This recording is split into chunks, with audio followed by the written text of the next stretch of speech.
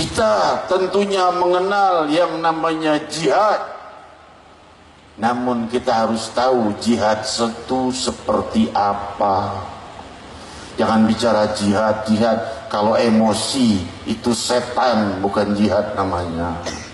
Hadirin hadirat, beda antara emosi dengan jihad. Kalau seandainya jihad, Rasul bilang jangan memukul wajah, jangan menyerang wanita dan anak-anak, jangan menyerang yang tidak bersenjata, jangan menyerang yang tidak menyerang. Nah, itu namanya jihad. Kalau kita tidak diserang orang, kita menyerang orang.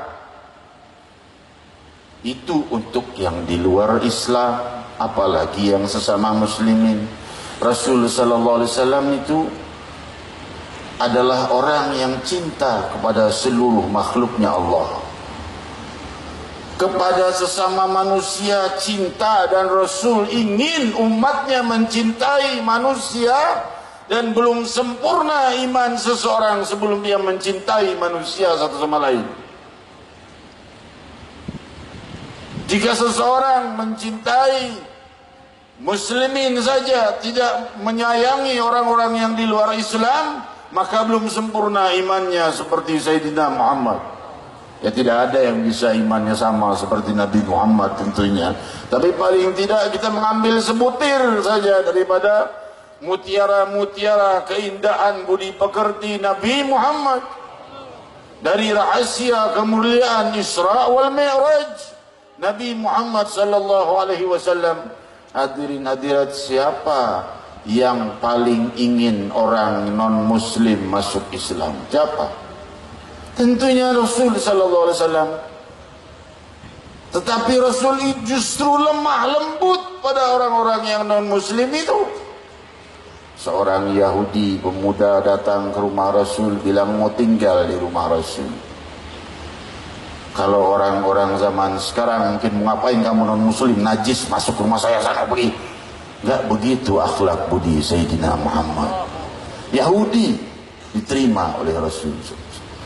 Tinggal di rumah Nabi, makan sepiring dengan tangan Muhammad Rasulullah, jari-jarinya bersentuhan dengan jari-jari Nabi, minum segelas dengan sang Nabi, tinggal sehari, 2 hari, 3 hari, berhari-hari tidak diusir oleh Nabi dan terus disambut sebagai tamu, sampai pemuda itu pulang. Nabi SAW keluar, pemuda itu pergi. Nabi pulang, pemuda sudah tidak ada. Kemana itu orang Yahudi? Nabi tidak berkata, kamu masuk ke rumahnya aku, kamu harus masuk Islam, aku ini Nabi pembawa Islam. Tidak berkata demikian. La ikraha fiddin. Tidak ada paksaan dalam agama. Maka hadirin hadirat, Rasul malah apa yang diperbuat, bukan bersyukur, syukur dah Yahudi udah keluar dari rumah gue, repot ngurusin Yahudi. Enggak, dikejar ke rumahnya. Barangkali ada salah di rumahnya, atau kurang jamuan, atau apa, datang ke rumahnya. Didatangi ternyata sakit dan sakaratul maut. Rasul baru berkata, la ilaha illallah, ucapkan. Anaknya melirik bapaknya, diizinkan apa tidak nih mengucapkan la ilaha illallah. Bapaknya Yahudi juga. Bapaknya tidak tega melihat budi pekerti Nabi yang begitu indah. Bapaknya berkata, ati Abul Qasim, taati Abul Qasim, taati.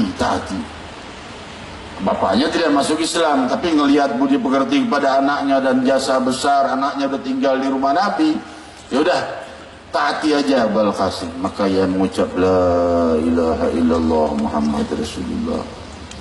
Inilah akhlak Sayyidina Muhammad. Islam akan berkembang luas dengan kelembutan, bukan dengan kekerasan. Kekerasan hanya akan menghancurkan Islam dan agama kita sendiri dan diri kita sendiri. Maka oleh sebab itu kelemah lembutan itu perlu. Budi pekerti itu senjata terkuat untuk mencapai kemenangan dan keberhasilan di dalam dakwah kita. Oleh sebab itu juga layak kita pahami kita sebagai rakyat, antara ulama dan umara layak bersatu. Untuk apa? Untuk supaya terjadinya pembenahan masyarakat yang baik. Kalau ulama dan umara itu pejabat, ulama dan umara saling hantam, musuh Islam tepuk tangan, syukur tuh hancur sendiri, dihancurin sama pemerintahnya sendiri, saling hantam sendiri. Jangan begitu ya. Kalau umara kita punya kesalahan, maka coba ajukan kepada gurumu kepada gurunya, sampai kepada guru-gurunya yang punya hubungan dengan orang-orang yang para pejabat itu, untuk menyampaikan bahwa hal ini salah dengan baik. Itulah akhlak Sayyidina Muhammad. Demi Allah, jika beliau hidup, itu yang akan beliau perbuat.